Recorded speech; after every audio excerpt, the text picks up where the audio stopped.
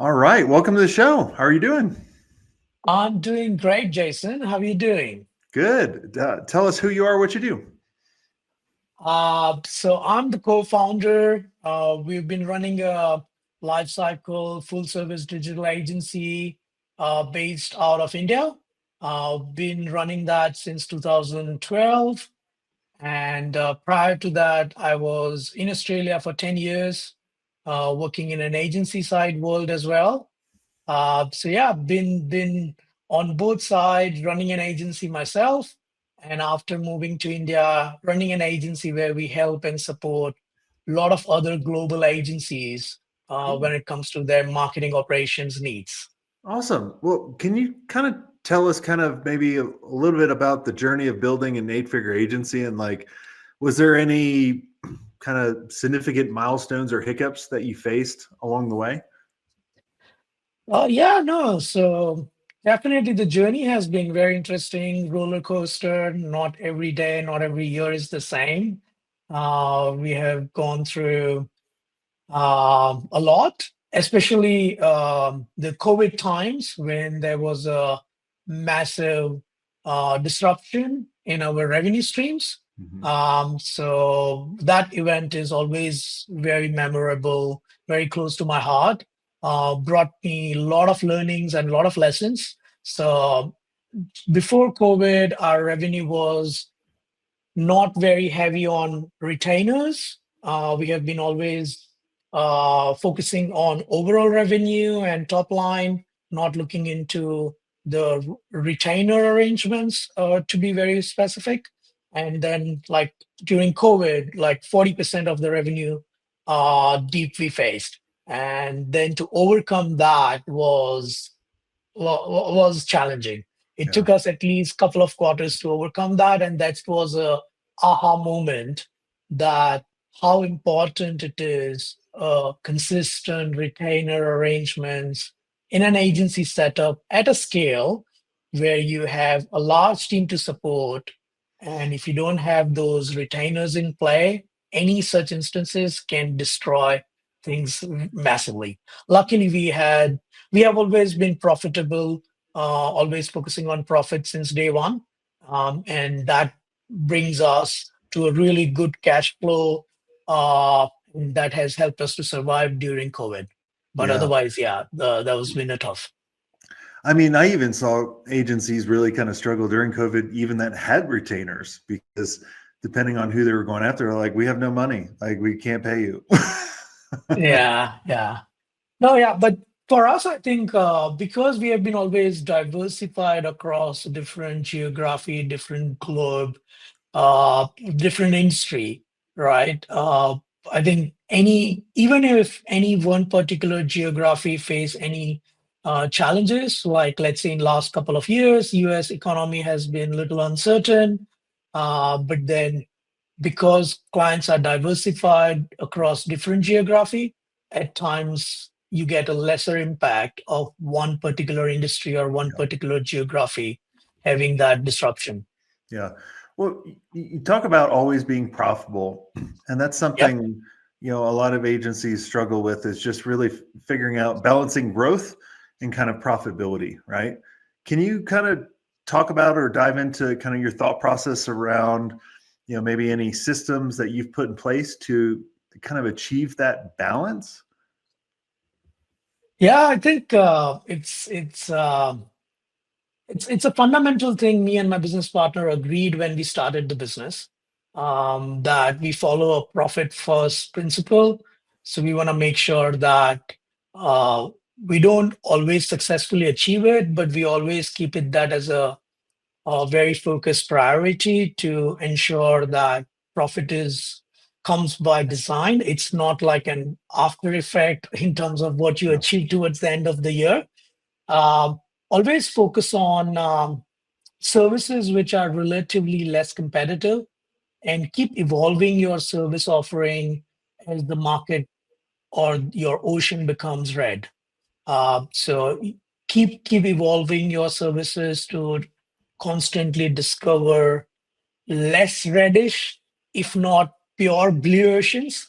Mhm. Um, and always focus on customers which are the ideal customer for you, and don't shy away from saying no to some customers if they turns out to be really daunting on your bottom line, because there are customers who possibly are not the right fit for you as an agency. Maybe their expectations are not getting aligned. The effort you put in behind them doesn't sync up. So I think you just stay busy uh, with your numbers, but it ultimately doesn't yield any required profit. And profit is important for growth, for future expansion, for stability, for innovation, for experimentation. When I mention always trying to carve our path into new services, right? That also requires a lot of experiments and trial. So having that cash flow positive, profitable agency business also enable us to constantly run different pivots if and when we are ready to try, test, or expand into new domains or new services. Yeah. So how have you kind of refined your guys' services and your processes, for what we're talking about around profitability? So I think it's lot to do with your operational excellence, the processes you define. Like we are 700 people agency, um, and like most other agencies, we've been set up into pod structure. So we have different service arms, and then we have a customer success team on the top. Like most agencies have that sort of similar setup. But how do we constantly make sure that our team is following consistent processes and define protocols that avoid a lot of mistakes, reputations, um, and that avoids a lot of friction after delivery? So when those processes are defined, everyone is trained to follow those processes. Your probability to achieve the goals you commit to your customers, your probability to achieve the desired results, those probabilities goes high, which means your rework, your reputation of your work goes low. Ultimately, it's a manpower, human resource driven work as an agency, and I think we get success with a lot of structure and processes in play. So how do you ensure, being one of the co-founders, that all 700 people are in sync and really kind of following this process? Because some people listening, they may have 20 people, or they may have 10 people or 50 people, and they're like, man, I couldn't imagine 700. So there's so many different layers that go into that. How do you guys ensure that you're putting out the best work? So I think we have gone through this challenge when we started growing post COVID, right? Before COVID, we were around 300 people team, and from 2020 to 2023, we have become 600, almost doubled in 2.5, 3 years. Uh, we have gone through our lows as well, where all our processes have started breaking down. The alignment was an issue. Team was also moved into remote during that time due to COVID and post-COVID aspects. So later on, we started following a framework called scaling up. It's a very popular framework by Vern Harnish, and it's mostly very apt for businesses who are ready to scale in a more structured way. So that framework has helped us big time, because that framework is basically fundamentally based on four aspects: your people, your strategy, your execution, and your cash. The cash aspects we cover, that how critical it is from the profitability perspective. Your strategy aspects is about how you're defining your focus, how you're defining your like 5-year vision statements and your yearly plans, and how you're breaking down your yearly plans into your quarterly milestones and priorities, and how every department heads are aligning, contributing to that. And then it goes all the way till the IC level and the individual contributor in the team, because that person working remotely somewhere in India exactly knows that what they are working upon, how their efforts are cascaded down to their departmental success, and how their departmental goals and priorities are contributing to the overall company success. Uh, so I think, to answer your question, it's heavy reliance on bringing that alignment, because when people see that alignment, what they are contributing, how it is impacting, it brings that onus on them to ensure that whatever processes we are defining, whatever practices we are talking about, how important they are to be followed, and with least monitoring, they take ownership and accountability to follow those things because they know what's the why behind that, what's the purpose behind that. Okay, cool. Um, what what are you excited about with the future of your agency and the kind of where everything is actually going with AI and all this cool new technology? To be honest, it's a big shift, big transition we all are going through. Um, and anyway, for anyone, when things are uncertain, when you can't see what's exactly ahead of you, things becomes a little difficult. Uh, Personally, I'm super passionate and excited about what is ahead of us. I see especially the digital marketing technology domain is evolving so fast with huge adoption of different tools, technology, different product. And the biggest challenge for most brand is how they're going to set up the entire tech orchestration to make their marketing very effective and impactful. Yeah. And that entire landscape is changing 360-degree, and it creates a lot of opportunity for any players, small or big, to kind of go in and master that piece, because it doesn't matter how much we have learned in last 10 years building this agency of 700 people. I think someone else has an equal platform today, with the fast changing environment outside, uh, because now it's not like we are ahead of anyone. It's like everyone is at the par. Changes are coming for everyone. On other side, the smaller agencies has an edge to adopt that change Mhm. faster compared to a larger agencies like us, where we need to move the Titanic and it's going to take a while for us to shift. But Yeah. from a futuristic perspective, the way the overall marketing technology landscape is changing, and it's going more and more heavy reliance towards different tools, technology, and platform, I see that it's going to be a very interesting space. Do you feel that now that you guys have 700 people, do you still operate in a place where you can make quick decisions and roll out things quickly, or is it kind of the moving the Titanic? Uh, so I think when it comes to strategic moves, it's still easy to align the top leadership. But when it comes to changing the behavior of the larger team, that's where that becomes difficult. And that's where, again, that scaling up some sort of a framework. I'm not saying Yeah. scaling up is the only framework, but like some sort of framework to align people. Still, it's a lot of effort. But I think we have learned one thing, that what has brought us here is not going to take us forward, and possibly the team which has brought us here, not necessarily the same team is going to take us forward.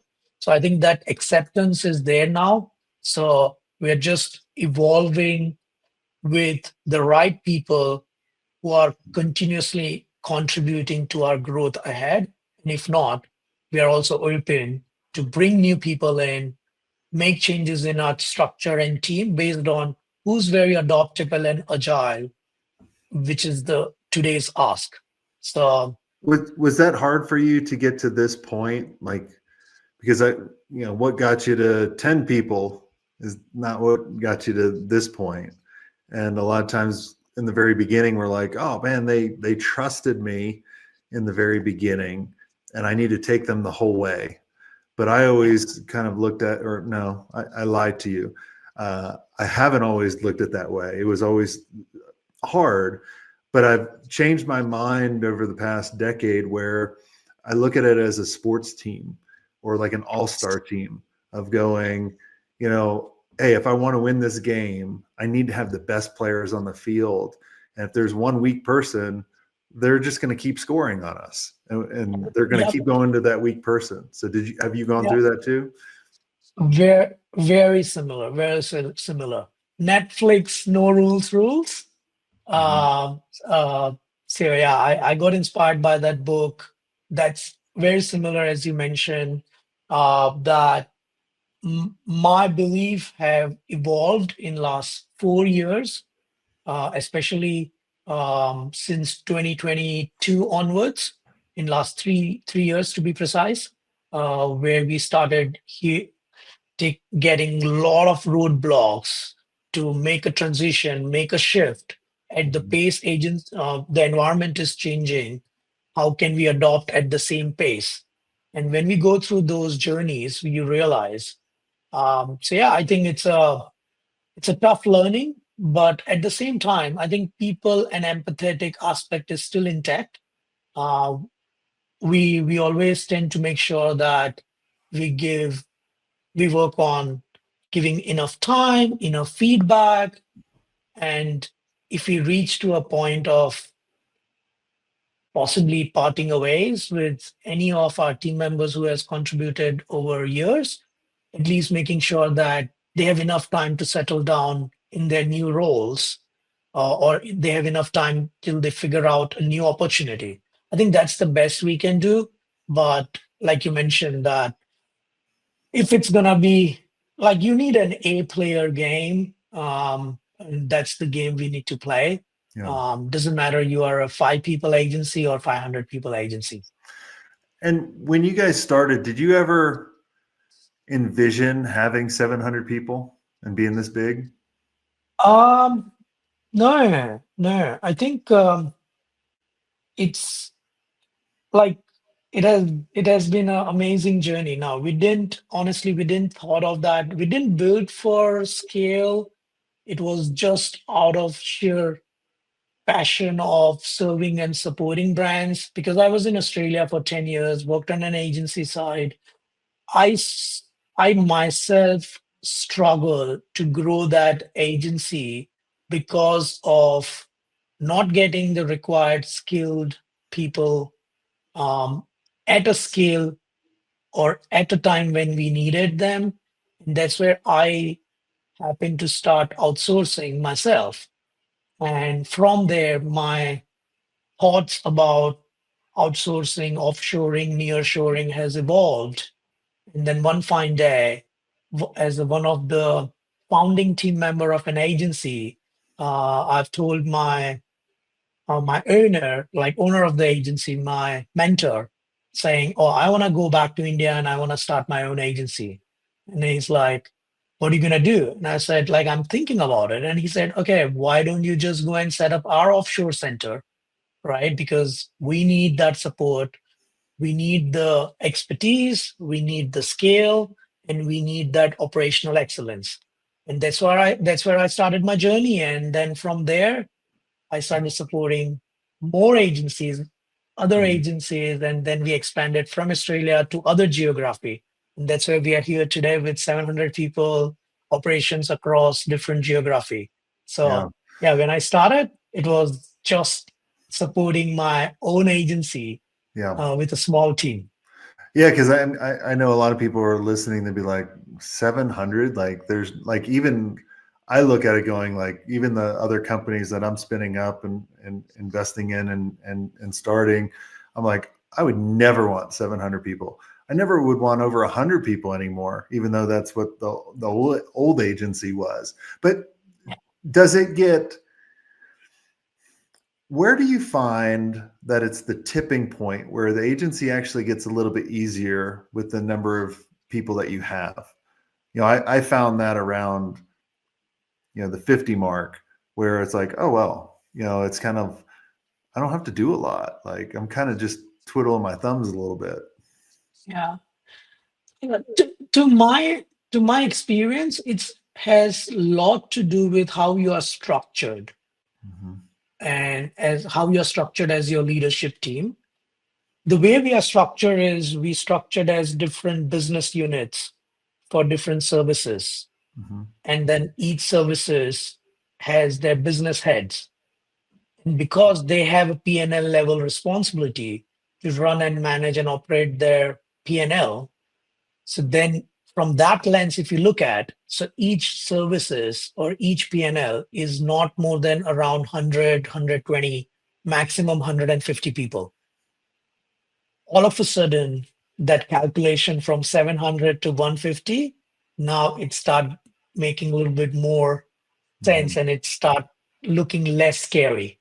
So I think the way we are structured, that has a lot to do with the scale we are able to achieve and at a scale we are able to efficiently operate. Yeah, because So I know. you're absolutely right, like that 50, 60, sometimes up to 100 mark is like more acceptable, more digestible in order to make sure that your quality, your retention, your customer experience, everything stays intact and under control. Yeah. Yeah, it's always kind of like a whack-a-mole too, but you know, I just know there's people listening be like, my gosh, I stress over 20 people. I couldn't imagine stressing over 700, but you know what I always would tell them too is, look, you're not stressing over 700. You're stressing Yeah, over your direct reports, your leadership team. And then that's correct. they're they're stressed about the team under them, and so on, right? You have Yeah, multiple layers. You're not yeah. having 700 direct reports. No, so it's a one pizza rule. So we try to make sure that everyone, like I try to make sure my reporting, direct reportees should be 7 or 8. There are times in this journey that my reporting exceeds up to 10, but nothing That's a beyond lot. that. And then, That's a lot. yeah. But there are times like you have people leaving, people shuffling, maybe some new Yeah. initiatives we are taking. We are launching new services. Separate P&L has been started for new vertical, new service. So there are times in a journey of last 12 years that I'm up to 10, but usually I try to keep it around 7 or 8. And the Yeah. same rule applies across down with the leadership team as well. Yeah. Because I look at it too as, look, my job is to coach them, not to manage them. Because I was always a crappy manager. I'd be like, look, I don't want to manage you. You need to manage yourself. I'm just gonna point you in the right direction and then be your coach, right? Because I immediately, if someone comes to you and be like, look, I'm your manager, I'll be doing your performance reviews. Like, you're automatically like, this person's not on my side. Right? This Oh, person's yeah, going of course. to beat me up versus like, hey, like, hey, I'm your coach and I want to get you to a point, kind of like how, you know, your mentor was like, yeah, dude, go back to India. We'll be your first client, that kind of stuff. And, Yes. you know, I think that's the mentality rather than looking at like, you're reporting to me. Yeah. Oh, so true, so true. Like things which are really working for us is not like so much important is your daily, weekly conversation. And those conversation, as you correctly mentioned, more from a coaching perspective rather than arranging Yeah. formal performance review meetings, because the amount of alignment you can bring with your leaders for them to think, behave, and act like yourself Yeah. is going to be so much effective when you have your regular feedback Exactly. real-time, instance-based conversation about possibly what they have done, which you were expecting something different, exchanging ideas, why you have thought that way, why you action that way, rather than arranging formal performance review meetings because they Yeah. are just ticking the boxes. They doesn't solve the actual purpose of coaching and mentoring in Yeah. a right way. Well, I do appreciate you taking the time and coming on the podcast and sharing with us, what it's like to, get to 700 employees. And I take that with Yeah. I even feel it in my chest when I say that. But like we said, you're not managing 700, you're steering the ship, and then you're supporting your leadership team and so on in order for them to, get to the place where they need to go. So I want to thank you very much for coming on the show, and everybody listening. If you enjoy this episode, make sure you share it out, right? And make sure, if you ever need any help, reach out to us, and we'll see if we can connect you with the right agency owners. And until next time, have a swank day.